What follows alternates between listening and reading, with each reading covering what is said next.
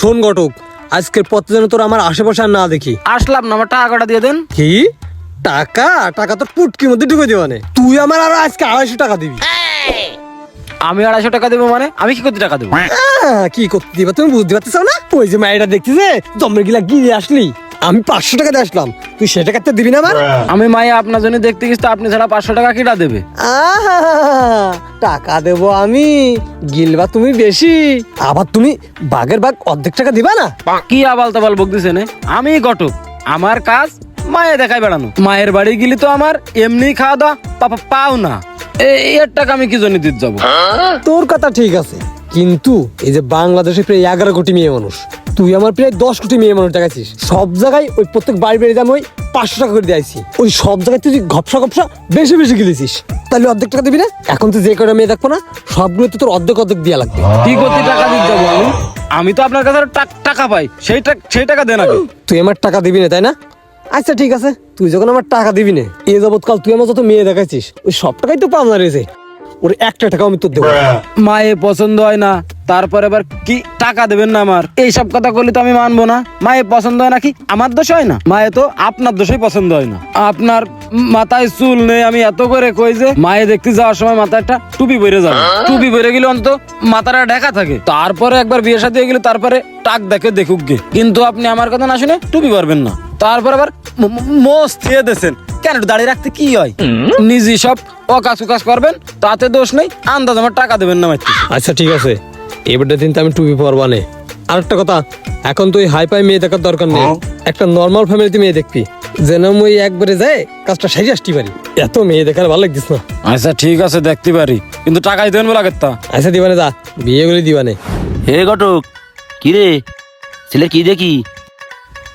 আমার এলাকায় একটা সুনাম আছে, আমার নাম আছে ওই শামীম ঘটক। আমি 2 নম্বর কাজ করিও না, 2 নম্বর কাজ পছন্দও করি না। ছেলে আপনার বোনের জন্য ঝাক্কাস, মনে করেন যে কোটিতে একটা, এরাম ছেলেই গিরামে একটাও নেই, বুঝেছেন? এক চান্সে পছন্দ হয়ে যায়। এই তুই সত্যি কথা কছিস তো? শোন, এর আগে একটা ঘটক আইলো, সব মিশে কথা কইলো, ওর কিন্তু ঘটক দিয়ে ছুটে দিলাম। তুই যদি মিশে কথা কইস রে, শুধু এই গ্রাম না এই দেশে তোদের ঘটকগিরি করা বেরো করে দিবানে। কি ডিয়ারিং যে শরীরে তোর মারলে একদম শেষ হয়ে যাবো।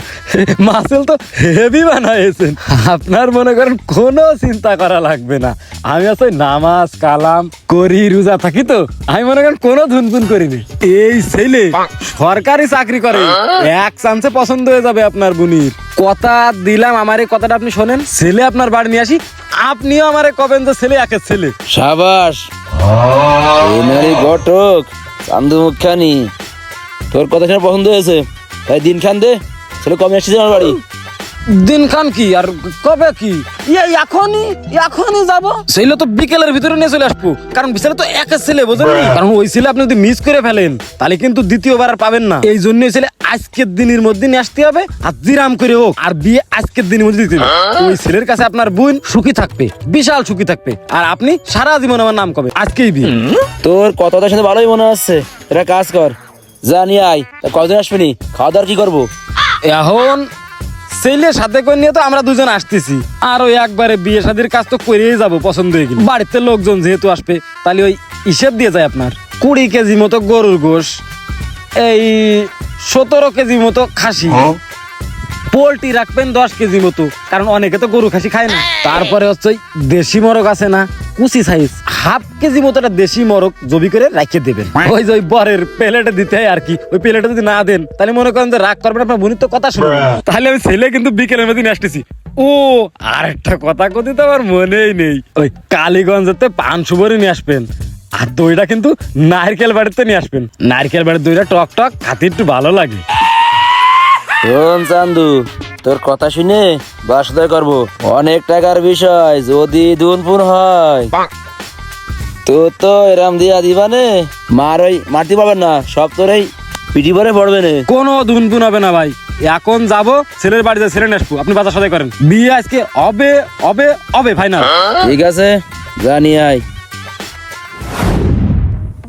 এই এই এই লুকি করে উঠছিস? আরে 20 কেজি গরুর গোশ খাতে হবে না হাতে। এই কত কত ঘটক চলে আসে, সালাম দেন, সালাম দেন। আসসালামু আলাইকুম শ্বশুর আব্বা। এই শ্বশুর না, এটা ভাই, বড় ভাই। আরে ভুলে গেছে। ও ভাই আসসালামু আলাইকুম। ওয়ালাইকুম আসসালাম। এই বয় ভাই, ওখানে বয়। এই কি রে, আদব কথা কি শিখিনি?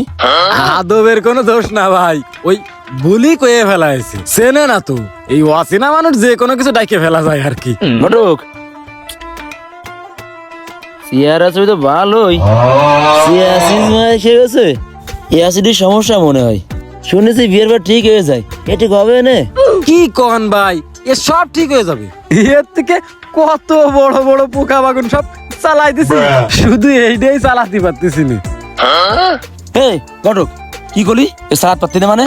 আর ওই কথা কইনি তো, আমি বললাম তুমি অন্য চলতে পারতিস না। এত চালু, এত এক্সপার্ট, সবার আমি চালাই নে বেড়াই, আর ও আমার চালাই ফেলাচ্ছে। বিশ্বাস যদি নয় প্রশ্ন করে দেখেন, কত এক্সপার্ট দেখেন। ও আচ্ছা, ঠিক আছে তাহলে। ও ভাই, তুই কি করু? আগে ইজি বাইক চালাতাম, এখন ভ্যান চালাই, পার ভ্যান। কি বললা? ঘটক কি করল? আর ছেলে কি করছে? এই কি করলি আর কি হইলো? কলাও না, পরিশ্রমী, কঠোর পরিশ্রমী। সরকারি চাকরি তো, সরকারি রাস্তায় ভ্যান চালাই, তারপরে পার ভ্যান। এই তোমার কয়ে গেলি কি আর করলি কি? এ কারে ধরে নিয়ে আসির? এ উঠে আয়। এ তুমি এখন বসেছি কেন? তুমি খোল, এই খোল খোল। এই রে, মান সম্মান যেইটুকুনি ছিল আমার সব শেষ হয়ে গেল রে আল্লাহ। এই এ সাথে তো মাল নেই, পাল্লা আর মাথাতে ঘুরতেছে। হাই মরেছি। হ্যাঁ হ্যাঁ। ঘটক ইয়ার কি হলে? যাই হোক, দৌড়ো দৌড়ো দৌড়ো।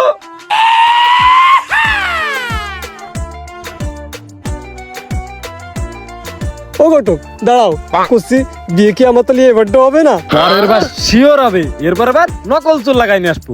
হ্যাঁ হ্যাঁ, তাও ঠিক কথা।